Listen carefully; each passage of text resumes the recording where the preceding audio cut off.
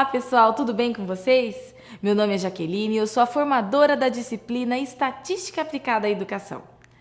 A estatística se interessa pelos métodos científicos para coleta, organização, resumo, apresentação e análise de dados, bem como na obtenção de conclusões válidas e na tomada de decisões razoáveis baseadas em tais análises. Aí você pode se perguntar, mas por que eu, um profissional da educação, preciso saber esses conceitos? Bem, naturalmente, a estatística, como qualquer outra ciência, eu suponho, aplica-se à educação, na medida em que nós lidamos com grandes quantidades. A despeito do que pode ser considerado grande quantidade, não restam dúvidas quanto à sua fértil aplicação no campo educacional, como uma ferramenta para a formulação de planos, programas e projetos nos sistemas de ensino, bem como no interior da própria escola. Vamos supor que você, um trabalhador da educação, esteja desconfiado que os alunos estejam chegando muito atrasados para o início das aulas. Estar desconfiado é importante início, mas ainda é insuficiente para a tomada de alguma decisão que reverta este quadro. Por isso, com os recursos da estatística, você poderia, por exemplo, coletar dados sobre o comportamento de toda a escola, com um simples questionário, perguntando aos alunos sobre quantas vezes eles chegaram atrasados no último mês. Nenhuma a 2 vezes, de 3 a 5 vezes ou mais de 6 vezes.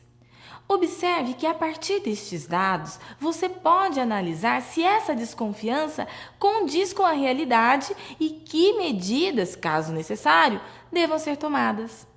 Esse é um pequeno exemplo das infinitas possibilidades que a estatística nos possibilita. Através desta disciplina, nós temos o objetivo de oferecer a você uma ferramenta de extrema importância na tomada de decisões, auxiliando a leitura e interpretação, além da criação de tabelas e gráficos. Além disso, nós trabalharemos alguns conceitos como de média, mediana, moda e também desvio padrão. Mas vamos conhecer como se divide a nossa disciplina? Ela se divide em 5 semanas. Na primeira semana, nós estudaremos a unidade 1 e 2 de nossa apostila, fazendo uma introdução ao estudo da estatística, dando uma breve retomada daqueles conceitos matemáticos que diretamente condicionam o aprendizado da estatística. Na segunda semana de estudos, nós trabalharemos com variáveis, tabelas e gráficos.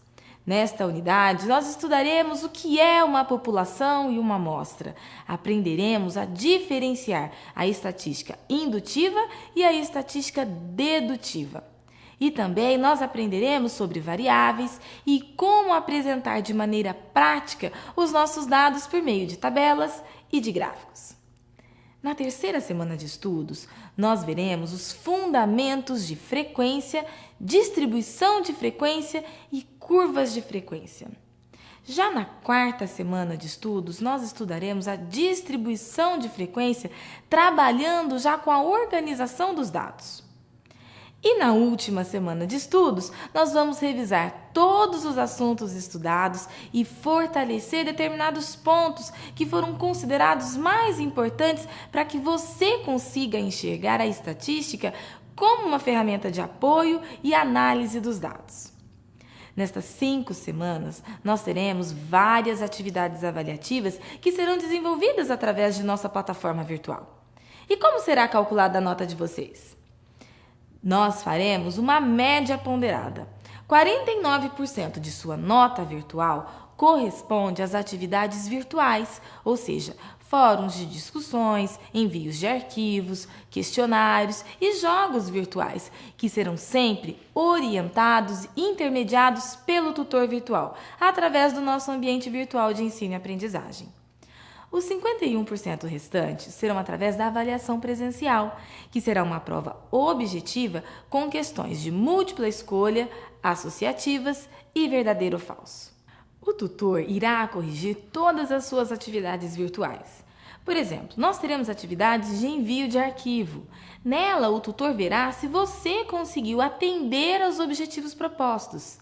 Mas se for um fórum de discussão, nós contaremos a quantidade e também a qualidade da sua participação. Já os questionários será pela quantidade de acertos. É muito importante frisar, pessoal, que ao realizar os questionários, vocês precisam ter em mãos lápis, borracha, papel e calculadora, porque alguns exercícios dos questionários exigirão cálculos ou até mesmo anotações. E é muito importante também deixar claro que nós não aceitamos atividades fora do prazo. Então, é importante que você organize o seu tempo e não deixe para realizar as atividades na última hora. Lembre-se que imprevistos acontecem. Pode ser um computador que não ligue, ou então você pode ficar sem conexão com a internet, ou até mesmo uma falta de energia elétrica pode fazer com que você perca toda aquela atividade que já estava quase terminando. Por isso, pessoal, dedique algumas horas e faça as atividades sempre com calma. E fique atento aos prazos de entrega das atividades, questionários e também as participações nos fóruns.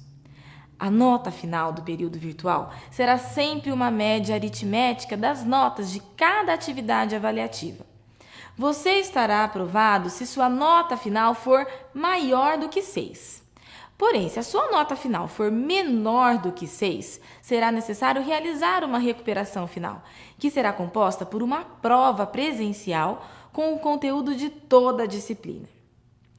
Mas por pior que pareça a recuperação, este é o momento para que você compreenda todos aqueles assuntos que talvez não tenham ficado claro para você durante as 5 semanas da disciplina.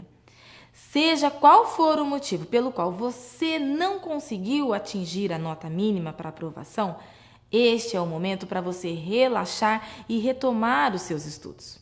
Eu espero realmente que vocês aprendam muito com esta disciplina. Bons estudos para vocês e sejam todos muito bem-vindos!